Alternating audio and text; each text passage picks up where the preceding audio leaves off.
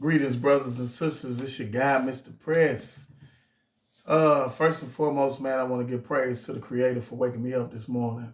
Then I want to tell all my subscribers, man, I appreciate everything y'all doing. I appreciate y'all pushing my channel up. Man, I appreciate knowing that my message ain't falling on deaf ears, and there's other brothers and sisters out here that have the same passion I have inside of me. And we're trying to give a positive message to these young brothers and sisters.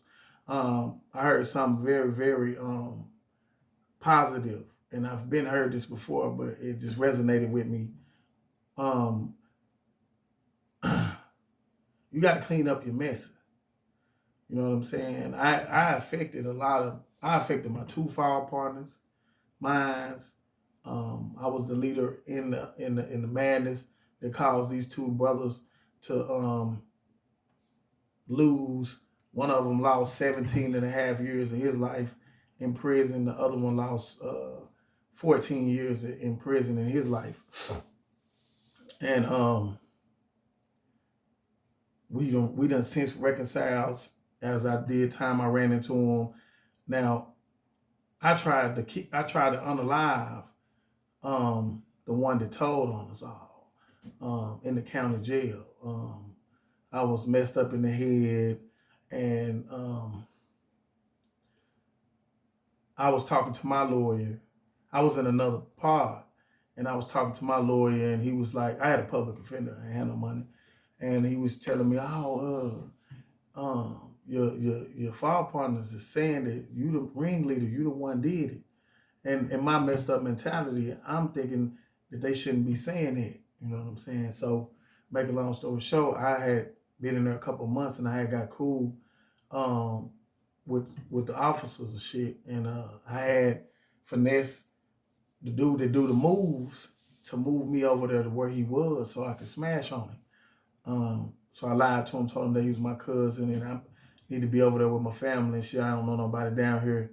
And he ended up moving me over there. When I got over there, you know, I was in the cell with this damn near 7-foot brother, you know what I'm saying? And even in the midst of my madness, I still was trying to give good advice to brothers, because I remember one episode we was in the cell, and he was, this is a little side note, I'm on point, and he was blasting up the cell, and I came back and looked and seen some stuff he said was from neighborhood 90s, and he had Kelly Park on there, and I was like, nah, bro, Kelly Park is a whole nother set than neighborhood 90. This is the ignorance, you know. It's crazy how we don't know what we're supposed to know, but we know a whole bunch of useless information. But when I was involved in the gang life, I knew what was what, because I wanted to be, you know what I'm saying, in my mind, super stoned down with what I was representing. So I told him, hey, you can't go to prison like that, represent like that, they're going to get on your head. And sure enough, he went to prison like that, and they busted him down, made him cover up his tattoos, all that. But back to the story. But he tried to give me some good advice, because I was telling him, hey, look, in the morning, bro, I'm going to mash my fall partner out. Because I had been in there a couple of days, and I'm going in their cells, play spade, we smoking little cigarettes, eating and shit. And I'm steady asking them, hey, what they talking about, what they saying? You know, if y'all keep your mouth shut, you know what I'm saying, we can get up out of here. But little did I know, you know, he was doing what he was doing. But so I told my little tall cellmate I was finna mash on him. He was like, no, bro. I was like, yeah, whatever. So the next morning on breakfast, I was on the top tier. He was on the top tier, and he was coming towards me. I was like, hey, man, I'm finna throw dude off the chair. He's like, bro, what you gonna mess around and kill the man? I was like, I don't give a damn. He trying to kill me. So on my way to walking towards him, he was behind me. He grabbed my arm. He's like, man, don't do that, man. So I let it go. So about another week later, excuse me, y'all, I'm on the phones, and he behind me, and I'm talking to my daughter's mother, and she was like, oh, baby girl, and start talking now. So my daughter get on the phone. Well, my stepdaughter at the time, my baby was in her stomach. Her oldest daughter, who I was claiming, she get on the phone. She, my mom, she trying to talk. So dude had tapped me on my shoulder. He was like, "Hey man, can I get the phone after you?" And I was like, "Yeah, hold on." So I turned back around. I get on the phone. She just still doing it, and a tear came down my eye. I was emotionally distraught. So I just dropped the phone, turned around, and I went in his jaw. He stumbled back, and I was on him. Beep, beep, beep, beep, beep, beep. He was trying to get away. I caught him in the corner, smashed him. Boom, boom. Anybody that was in Sebastian County in 2000 can recall, they told me I had one of the worst the most brutalest beatings. I beat him down so vicious that when the officers was responding to the call to come save him, now I done knocked the man out. I'm standing over him. My hands is leaking. I don't know if y'all can see my hand right there. That cut right there. This whole thing split open and was just flapped open. And I was standing over him and I was smashing it. Boom, boom, boom, boom. I was stomping on it. Boom, boom, boom. And I was telling everybody in the bar, I was looking up at the tears. They was all on the tears looking. Man, I'm like, yeah, this what you rats gonna get. Every one of you dudes in here that be ratting, telling on folks, this what y'all deserve right here. I was stay smashing. So the officers came and they just stopped at the cell bar. They didn't even come all the way in and rush. They just watched me smash them until I got tired. I got tired and they came in and escorted me to the infirmary. You know what I'm saying? But I said all that to say this. In the streets, man, when you thugging, it's a messed up code of ethics. It's a backwards code of conduct. It's a selective and it's selective, let's say that. Because I done seen where it's dudes in the penitentiary that's big dudes, that's monsters, had a way. And they messing with, in the streets, in the gang life, you can't be messing with the LBGT community. You can't be partaking in those type of activities. But I done seen plenty of times where dudes is doing it and nobody gonna say nothing to the brothers. You know what I'm saying? So my message to you young brothers is, man, when you get if you go to prison, it's such a psychological game because you're gonna have the officers coming at you, you're gonna have the prisoners coming at you, and then you're gonna be dealing with yourself because now they done snatched away all the things that you value. You might not have valued your family or been conscious of it, but the material things that y'all love so much, the things that you was doing, what you was doing to accumulate, all that's gone. So now you stripped to your bare soul, your bare essence. So now you got to deal with yourself. So it was things about yourself that you didn't like. Now it's going to be enhanced because it's going to be you and the man in the mirror dealing with each other. And that's when the walls start closing in. That's when you in these cells and a lot of these dudes' minds snap because they can't deal with the man. So if you done gun somebody, if you was out here gunning folks down, you're going to have to deal with that once you get somewhere and be still and you don't got your homeboys to brag to and you don't got people that from the neighborhood that's crazy like you admiring you for the work that you put in. Now you're going to be in the penitentiary where it's all bad. If you was out here slanging that dope and you had rose to a level of prominence and you was the shot caller in your neighborhood or you had a voice in the streets and people looked up to you and you was handling your business, all that's going out the window. I ain't saying that, you probably can't get back involved with that mess, but that's, if you get caught up, there's going to be more time tacked on your sentence. But then at the same time, you can get even more dumber in prison and come back to the streets and not recognize that the Creator done gave you a second chance in life, third chance in life, however many times you go before he just say, you know what, you ain't going to get it right, so I'm going to go on and bring you on back. So my message to you young brothers is, man, it ain't all glamour and glitz. And then even if it is, you still missing the point. if you go down there like I did, I didn't do no bad time. You know what I'm saying? Just to be honest, after I woke up, as far as getting in fights and being class 4 and going to the hole in the Supermax on a regular, after I got through that phase, I was shot calling. I always had dudes follow me. I always had dudes that would do whatever I needed them to do.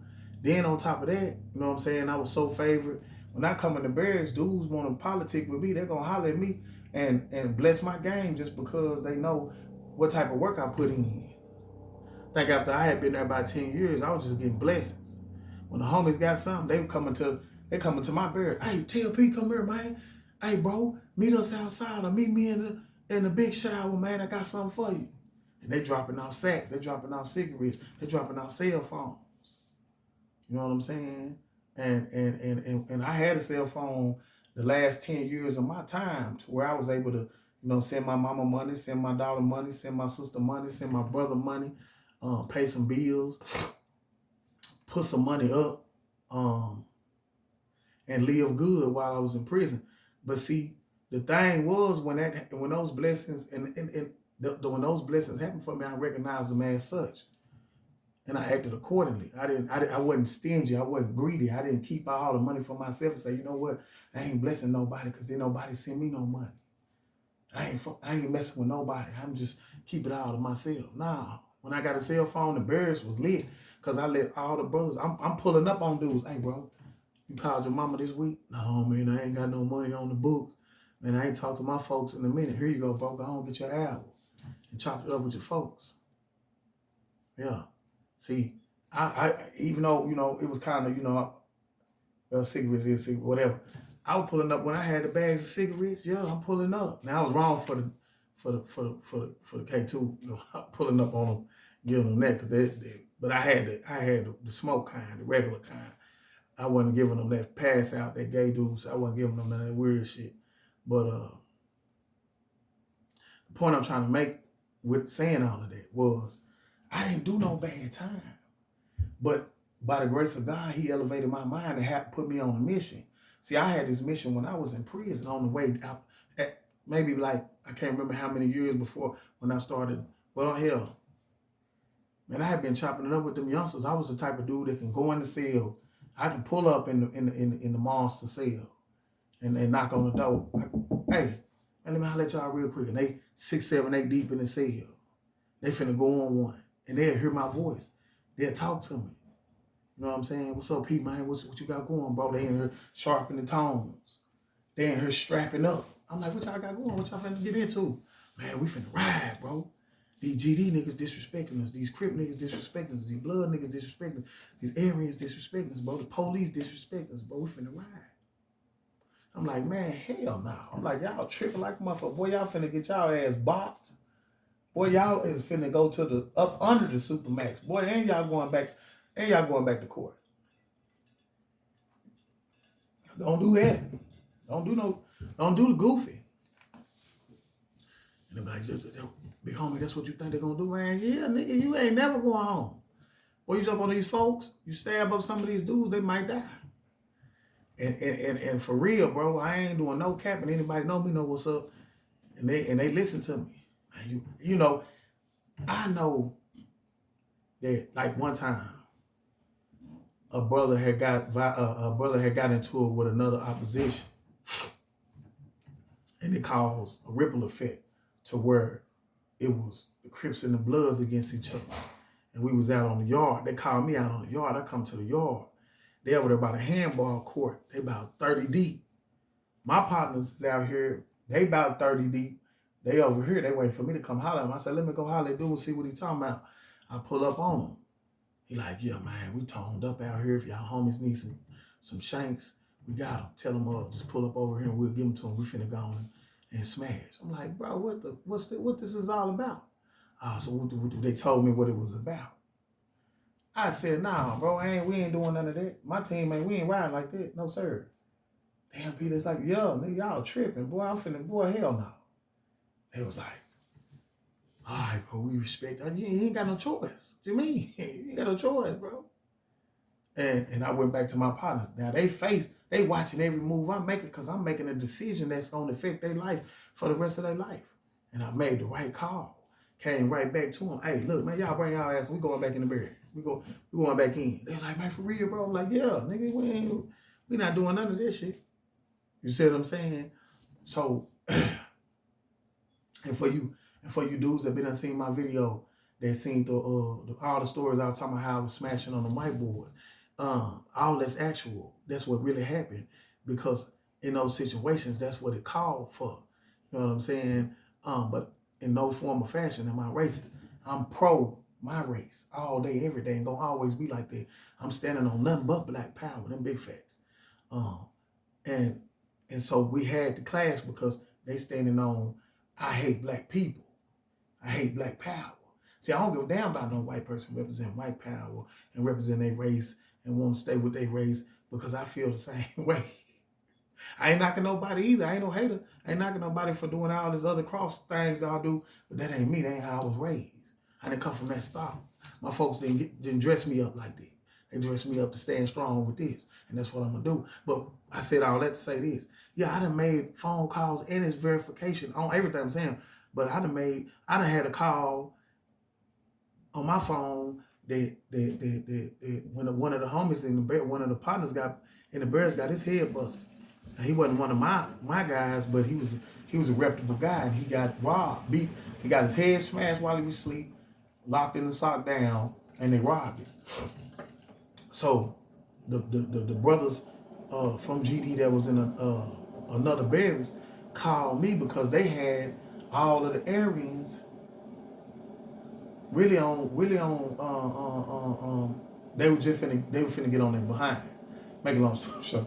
So they was calling me to ask me, hey, did any of the Aryans jump on bro over there, bro, when that shit went down? I'm like, nah.